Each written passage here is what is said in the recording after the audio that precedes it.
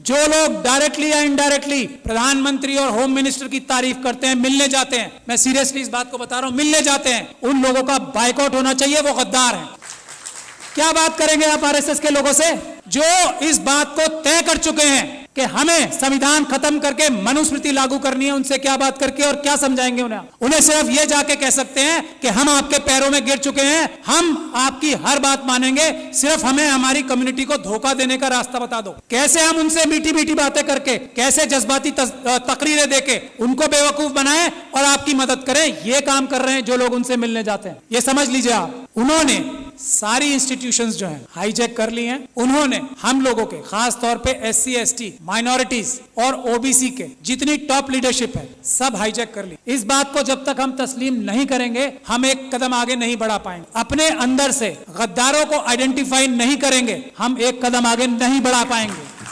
सबसे पहला काम है, हम लोग इतने कमजोर नहीं हैं, समझ लीजिए आप, ये गद्दार हैं जो हमारे पैरों में बेड़ियां बांध रहे हैं। आइडेंटिफाई कीजिए उन गद्दारों को जो डायरेक्टली या इनडायरेक्टली ये बोलते हैं कि हेमंत बिस्वा शर्मा एक बहुत अच्छा चीफ मिनिस्टर है। आइडेंटिफाई कीजिए ऐसे लोगों को और उनको पनिश कीजिए, उनका सोशल बाइकआउट कीजिए। ये तो हम आराम से कर सकते हैं। दो रास्ते हैं, कोर्ट का रास्ता है लेकिन सुप्रीम कोर्ट वो रास्ता नहीं है। कोर्ट का रास्ता जब है जब हम बहुत सारे केसेस, रोज ये पूरे देश को लूट के खा रहे हैं आरएसएस और बीजेपी के लोग, हम multiple cases grass root level पे बहुत सारी जगह पे करें, एक एक आइडेंटिफाई करें आरएसएस के कार्यकर्ता को कि कौन स्कूटर पे चलता था और आज मर्सिडीज में चल रहा है, उसको आइडेंटिफाई करें, उसके खिलाफ करप्शन के केसेस करें। ये एक काम करना होगा हमें। दूसरा, अगर हम पीसफुल प्रोटेस्ट करके जेलों में जाने के लिए तैयार नहीं है तो ये सब बातें बेकार हैं। अगर हम लाठी खाकर जेलों में जाने को तैयार नहीं है, अगर हम गोली खाकर जेलों में जाने को तैयार नहीं है तो ये सब चीजें बेकार हैं। ये चाहते हैं कि ये हम करते रहें और वो जो काम कर रहे हैं वो करते रहें। तो पहला रेजोल्यूशन ये होना चाहिए कि हमें अपने देश को अगर बचाना है, संविधान को अगर बचाना है तो हमें जेल जाने के लिए तैयार रहना पड़ेगा। और जेल जाने वालों में सबसे पहला नंबर लीडरशिप का आना चाहिए, क्योंकि हम लोगों को लोग इज्जत करते हैं ना, हमारी ताकत क्या है। आज मुझे लोग इतना पसंद करते हैं, मैं क्या हूं, एक छोटा सा अदना सा वकील हूं। आज लाखों लोग मुझे सपोर्ट करते हैं, वो मेरी ताकत है। नहीं तो मेरी औकात और हैसियत नहीं है कि मैं चू भी कर जाऊं इन लोगों के सामने। ये समझ लीजिए आप। और ये बात तस्लीम हमारे सारे एमपी एमएलए, बड़ी बड़ी तंजीमों के लीडर्स को करना चाहिए। उनकी अपनी जाती हैसियत और औकात किसी की नहीं है, मैं इस बात को तस्लीम करता हूं। आज अगर हम लोग इतनी जोर से बोल पा रहे हैं तो हमारे पीछे लोगों की ताकत है, उसकी वजह से हमें उन्हें धोखा नहीं देना चाहिए। जो अपने आप को जितना बड़ा लीडर समझता है उसे जेल जाने के लिए, गोली खाने के लिए, लाठी खाने के लिए सबसे पहले तैयार होना चाहिए आज। और जो ऐसा नहीं करता, जो इसके लिए बहानेबाजी करता है, मसलियत बताता है कि ये मसलियतन जो है ना, लफ्ज बोलने वाला गद्दार है। मसलियतन ये नहीं बोलेंगे कि मैं जेल जा रहा हूं, मसलियतन हमें प्रोटेस्ट नहीं करना चाहिए। गद्दार, बेईमान, ये हमें बोलना पड़ेगा खुल के, एक बात। दूसरी बात ये, हमारा सबसे पहला इशू आर्टिकल 1 होना चाहिए कॉन्स्टिट्यूशन का। आर्टिकल 1 क्या है? भारत की जो सीमाएं है ना उसको अक्षुण्ण रखना। चाइना 2000 किलोमीटर हमारी जगह खा गया है। हम किसी और मुद्दे पे बात नहीं करेंगे, दो मुद्दे हमारे शुरुआत के होने चाहिए।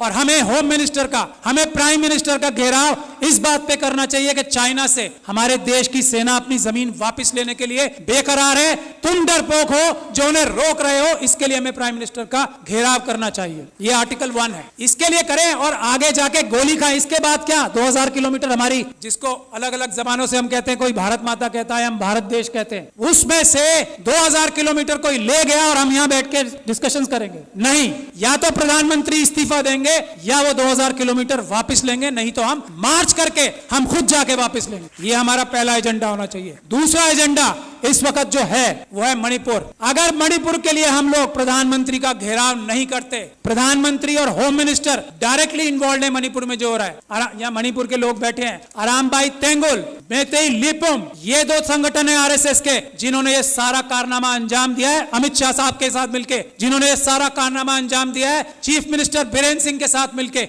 मेटिकुलस प्लानिंग से एक एक काम हुआ है। वहां पे कुछ भी स्पॉन्टेनियस नहीं हुआ है। जब तक हम इस बात के लिए कार्रवाई नहीं करेंगे, और ये जो सुप्रीम कोर्ट में कार्रवाई अभी चल रही है उससे कुछ होने वाला नहीं, कुछ नहीं होने वाला। मैं एज लॉयर सुप्रीम कोर्ट आपको बता रहा हूं, कुछ नहीं होगा। बात 1-2 महीने में आई गई हो जाएगी। उन लोगों के साथ वहां ज्यादती होगी। आरएसएस और बीजेपी पाकिस्तान और चाइना के साथ मिलकर नॉर्थ ईस्ट और सारे बॉर्डर लाइन एरियाज को कमजोर कर रही है। ये हमारी जिम्मेदारी है। आर्टिकल 1 नंबर 1 बचाना सबसे पहले। मणिपुर के लिए हमें जाना चाहिए डेलीगेशन बना के, और सच्चाई सामने लानी चाहिए कि आरएसएस ने, अमित शाह साहब ने और चीफ मिनिस्टर ऑफ मणिपुर ने ये प्लानिंग करके अपने कार्डर्स से कराया है। कोई मैती समाज ने नहीं किया है, उनके कार्डर्स ने किया है। गुड़गांव में और नूह में उनके कार्डर्स ने सब किया है। गुजरात में उनके कार्डर्स ने सब कुछ किया है। और दिल्ली के दंगों में हमने ये एस्टैब्लिश कर दिया है कि आम आदमियों ने कुछ नहीं किया, उनके कार्डर्स और उनके भ्रष्ट पुलिस अधिकारियों ने ये सब काम किया है। यही हमें करना पड़ेगा। मणिपुर के लिए प्लान बनाइए कि हम लोग वहां जाएं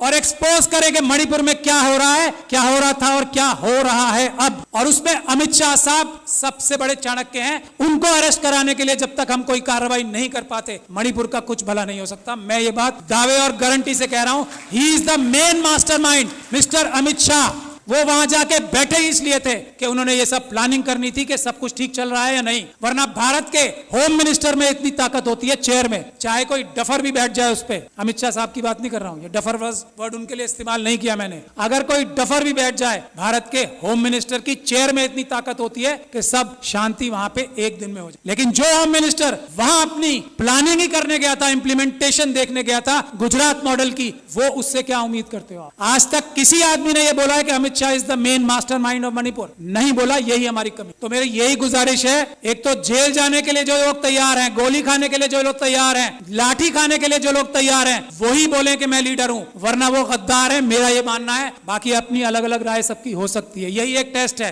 अच्छी से अच्छी बात कोई भी कर सकता है। एक से बढ़कर एक स्पीच देने वाले, एक से बढ़कर एक भाषण देने वाले हम लोगों में भी हैं और आरएसएस में भी हैं। जबान की वैल्यू आजकल 0 हो गई। सड़क पे आए, गोली खाएं, तब बताएं कि मैं लीडर हूं, वरना मैं गद्दार हूं। ये बात तय है। मैं गोली खाने के लिए तैयार हूं आज इसी वक्त से। और जब आप लोग दावत देंगे कि गोली खाने के लिए सबसे आगे मैं रहूंगा, मैं ये गारंटी दे रहा हूं अपनी तरफ से। और मैं ये उम्मीद करता हूं कि इस हॉल में बैठा हर एक इंसान जो अपने आप को लीडर कहना चाहता है, वो गोली खाने के लिए, इस वक्त देश बचाना है तो गोली खाने के लिए तैयार रहना पड़ेगा। अमित शाह साहब को मणिपुर के लिए अरेस्ट कराना जरूरी है। इसके लिए हमें कार्रवाई करनी पड़ेगी। मेरी जहां भी सर्विसेज आपको दरकार होंगी, मैं वॉलंटियर करता हूं अपने आप को। बहुत बहुत शुक्रिया। जय भीम, जय Bharat. Thank you very much, Shahad Ali.